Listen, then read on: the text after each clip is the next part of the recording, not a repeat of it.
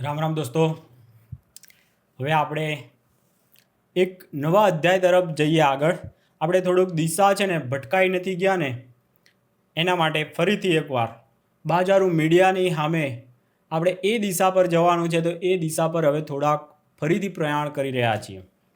તો એમાં એક અધ્યાય આજે આપણે છે ને આરટીઆઈની બહુ વાતો કરતા હતા. આપણે વાતો ઠોકીએ છીએ ને કરતા કાંઈ નથી, એટલે હવે કંઈક કરવું પડશે આપણે. તો આરટીઆઈ માટે છે ને આ આરટીઆઈ આપણે 20 રૂપિયાની ટિકિટ અને આરટીઆઈ સ્ટાર્ટિંગ કરી નાખ્યું છે દોસ્તો. આ આરટીઆઈમાં આપણે પૂછી રહ્યા છીએ ગુજરાત ટુરિઝમના પ્રવાસન નિગમને કે તમે અત્યાર સુધી કેટલો કોને રૂપિયો આપ્યો છે અને એવું બધું. આપણી પાસે વાતો આવી છે, વાતો પર આપણે કોઈને ક્યારેય આરોપો નાખવા એ બહુ ખોટું કહેવાય. આપણે બાજારું મીડિયાની જેમ સાબિતી વગર કોઈને આમ છે ને તેમ છે ને મહાઠગ છે ને ફ્રોડ છે ને એવું બધું આપણે નથી કરવાનું દોસ્તો. આપણે સાબિતી સાથે કામ કરવાનું છે. બાકી આપણને તો ઘણી બધી વાતો કરી ગયા છે કે આ તો 3 કરોડ રૂપિયા લે છે. 3 કરોડ રૂપિયા સરકારશ્રી પાસેથી અત્યાર સુધી એડવર્ટાઇઝના લીધા છે. બોલો, વિચાર કરો દોસ્તો, આ નાની રકમ છે 3 કરોડ. ફક્ત સરકારશ્રી પાસેથી 3 કરોડ રૂપિયા. તો આ તો બધું આવી વાતો છે. આપણે છે ને એની સાબિતી માટે આ બધું કરશું. આરટીઆઈ થ્રુ આપણને ખબર પડશે જે પણ હશે પછી, બરાબર ને. આરટીઆઈ થ્રુ જે પણ જાણવા મળે એ બધું પછી આપણે લોકોમાં કહીશું, સાચું હતું કે ખોટું હતું. સૂત્રો તો આપણા સાચા છે ખોટા છે. આપણે આ બધાની જેમ ખોટી કોઈની ઉપર આરોપો પ્રત્યારોપ એવું નથી કરવું. અને કોઈ એક વ્યક્તિને બી ટાર્ગેટ નથી કરતા, એટલે નહીં તો ઉડતું લઈ લેશે. આપણે આખું મીડિયામાં કેટલો ખર્ચો થાય છે, કેટલા રૂપિયા આપ્યા છે, બધું આપણે જાણશું દોસ્તો. તો ખબર પડે ને કે આ સરકારશ્રીને આ લોકોને શું કામ પૈસા આપવા પડતા હશે. શું કામ સરકારશ્રી પૈસા આપે છે આ લોકોને?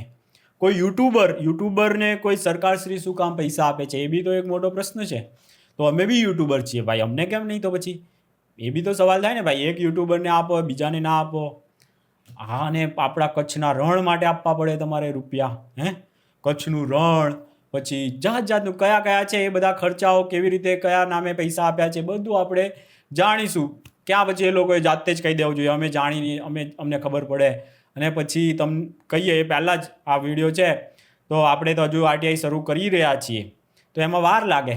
આજકાલમાં જવાબ તો ના આવી જાય ને, તો જ્યારે પણ આવશે ત્યારે આપણે જણાવીશું.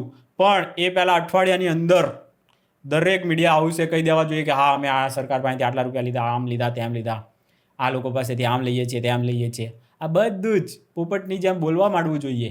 તમને લાગે છે કે નહીં કે તમારા દર્શકો સાથે તમે નૈતિકતા રાખતા હોય ને, પારદર્શિતા, ટ્રાન્સપરન્સીની વાતો બીઝેડ પાસે કરતા હતા, તો હવે ટ્રાન્સપરન્સી પોતે જ બતાવી દો. કે અમે આ વર્ષે આટલા રૂપિયા લીધા, આ વર્ષે આટલા રૂપિયા લીધા છે, આમ લીધું છે. અમે પોડકાસ્ટના, હું તો કહું પોડકાસ્ટના બી કહી દેવા જોઈએ કે પોડકાસ્ટના આટલા રૂપિયા લઈએ છીએ, ફલાણા મેટ્રોમાં વાળા આટલા રૂપિયા લઈએ છીએ.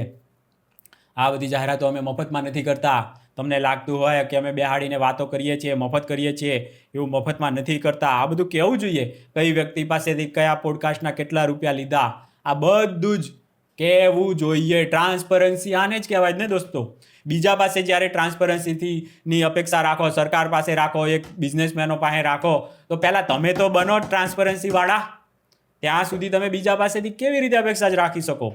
તો આપણે આ લખીને અત્યારે મોકલવાના છીએ કે છેલ્લા 3 વર્ષમાં ને આવું બધું આપણે લખ્યું છે. એક્સપર્ટ લોકોની આપણે તો ફર્સ્ટ ટાઈમ કરીએ છીએ આરટીઆઈ, તો એક્સપર્ટ લોકોની હેલ્પ લઈને આપણે કરી રહ્યા છીએ. તો એક્સપર્ટ લોકો આપણને ઘણી મદદ કરી રહ્યા છે દુનિયાભરના. ગઈકાલે જ ખબર ને તમને વોઇસમાં પ્રોબ્લેમ હતો, તો આપણે એક્સપર્ટ લોકો છે, આપણી પાસે સારા એવા મિત્રો બનાવેલા છે, તો એ લોકોએ તરત જ હેલ્પ કરી હતી. ફોન એમને નહોતો આવ્યો. એ છે ને ગઈકાલના લાઈવમાં પ્રોબ્લેમ થયો હતો કે અવાજ નથી આવતો, આમ ને તેમ ને, તો એ ભાઈનો તરત ફોન આવી ગયો કે આમ તો ઓકે જ છે, પણ તો એ થોડું કામ કરી લો. તો એક્સપર્ટ લોકોની હેલ્પ લઈને આપણે આગળ વધીએ. આપણે હેલ્પથી કોઈથી શરમાતા નથી હેલ્પ લેવામાં. હું એકલો જ કરું છું, પણ એ એક્સપર્ટ લોકોના માર્ગદર્શન હેઠળ આપણે આગળ રાહ વધારી રહ્યા છીએ.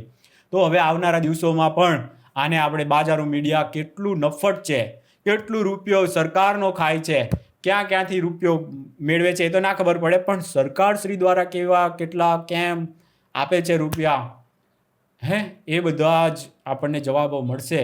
એટલે આપણે તમારી સમક્ષ રજૂ કરશું દોસ્તો. તો એનું ફરફડિયું અત્યારે હવે પહોંચવાનું છે. હવે આ દેખાય છે ને 20 રૂપિયાની આવી ટિકિટ લગાવવી પડે. ટિકિટ તો એ ટિકિટ 20 રૂપિયાની કંઈક લગાડી છે. 20 રૂપીસ કોર્ટ ફી લખ્યું છે એની ઉપર. 20 રૂપીસ કોર્ટ ફી. આમાં 30 દિવસમાં જવાબ ના મળે તો આપણે પછી અપીલ કરીને કોર્ટમાં આ લોકોને ઢસડી શકીએ છીએ દોસ્તો. એટલે આપણે કોઈને ઢસડવા છે જ નહીં. એ લોકો જવાબ આપશે આપણને, બરાબર ને? કારણ કે એ લોકોની ફરજ છે. અને આ કેમ રૂપિયા આટલા બધા આપે છે એની ઉપર આપણે પછી ચિંતન કરશું કે સરકારશ્રીને આપણું કચ્છનું રણ છે, મફતમાં જાહેરાતો કરે છે યુટ્યુબરો, તો એ લોકોને કેમ નથી આપતા?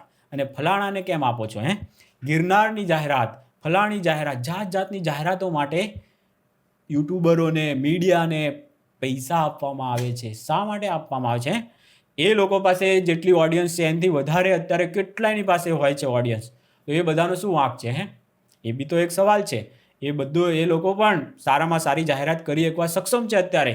એક નાગરિક, એક ઇન્સ્ટા આઈડીમાં કેટલા લોકો છે, ઇન્સ્ટાગ્રામ ઇન્ફ્લુએન્સર જેને કહેવાય છે, તો એવા એકથી ચડિયાતા ઇન્ફ્લુએન્સર છે.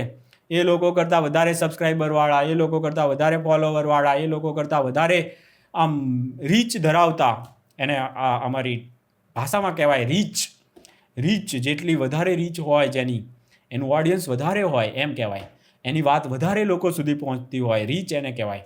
કે આટલા સુધી આટલું મારા જ પેજોમાં લાખો મિલિયન્સમાં રીચવાળા મારી પાસે પેજ છે, હજુ બી ચાલે જ છે. હું કામ નથી કરતો, રિયલ વાત કરું. પણ આપણે હવે જોઈશું, જાણશું કે આ બધું શું ગોરખ ધંધો ચાલી રહ્યો છે બાજારું મીડિયાને પ્રોત્સાહન આપવા માટેનો. આપણે તો બાજારું મીડિયાને જ્યાંથી પણ પ્રોત્સાહન મળે છે, કારણ કે જરૂર નથી. શું કામ તમે આપો છો? એ લોકોનું મોઢું બંધ કરવા માટે કે મોઢું ખોલવા માટે રૂપિયા શું કામ આપવા પડે સરકારશ્રીને? કારણ કે આ યુટ્યુબ આ ફ્રીમાં પ્લેટફોર્મ છે, ફેસબુક આ જ બધું છે, એના ઉપર જ એ લોકો જાહેરાતો કરે છે ને. ધારો કે તમારી કચ્છનું રણ બતાવે તો શેની પર બતાવે છે? યુટ્યુબ પર બતાવે છે ને. તો એ લોકોએ શું ધાડ મારી લીધી છે? યુટ્યુબ તો મારી પાસે બી છે, સામાન્ય માણસ પાસે બી છે, બધા પાસે છે ને. બધા ત્યાં ફરવા જાય છે ને તો વ્લોગ બનાવીને મફતમાં જાહેરાતો કરે છે. હિન્દીવાળા આવીને કરી જાય છે, ગુજરાતીવાળા કરે છે. આખા દુનિયાભરમાંથી જે કચ્છ જોવા આવે છે ને વ્લોગરો, તો એ બધા મફતમાં જાહેરાત કરે છે. તો પછી તમારે ફલાણા યુટ્યુબરને, ફલાણા મીડિયાવાળાને શું લેવા પૈસા આપવા પડે? આ બહુ મોટા સવાલો છે દોસ્તો. ઇન્ટરવ્યૂ મફત થાય ને પછી ખબર પડશે કે મફત કરે છે કે નહીં ઇન્ટરવ્યૂ. આમ તો કે કચ્છના રણમાં ઇન્ટરવ્યૂ લીધું, કે આમ કર્યું, તેમ કર્યું, તમને એમ લાગે કે આ લોકો તો કેટલું સરસ બતાવે છે, આપણા ગુજરાતનું કચ્છનું રણ બતાવી રહ્યા છે. પણ એ દોસ્તો ફ્રીમાં નથી હોતું. એ લોકો પૈસા ખાય છે એ બધું કરવામાં માટેના, બોલવા માટેના. આપણી ગુજરાતની એક સારામાં સારો પ્રદેશ કચ્છ, એના માટે પૈસા લઈને આપણે બોલીએ તો ફટ છે આપણને. હવે હું કહેવું, બીજા ગમે બિઝનેસમેનો પાસેથી લઈ લઈએ ભાઈ, પણ કચ્છના રણની એડવર્ટાઇઝ કરવાના પૈસા લેવાના, કોઈના ત્યાં અધિકારીઓના ઇન્ટરવ્યૂ લેવાના પૈસા લેવાના ભાઈ? શું કામ લેવાના પૈસા? તો એનો મતલબ દાળમાં કંઈક કાળું છે, કાકી દાળ કાળી છે. બાજારું મીડિયાની બધી ખબર પડશે ધીમે ધીમે દોસ્તો. તો ચાલો આપણે હવે આગળ એક પ્રગતિ કરી રહ્યા છીએ, એક નવી ડાયરેક્શનમાં જઈ રહ્યા છીએ, અને બાજારું મીડિયાને જે ટાર્ગેટ છે ને એ ટાર્ગેટ પર આપણે ફોકસ કરી રહ્યા છીએ. તો દોસ્તો બીજા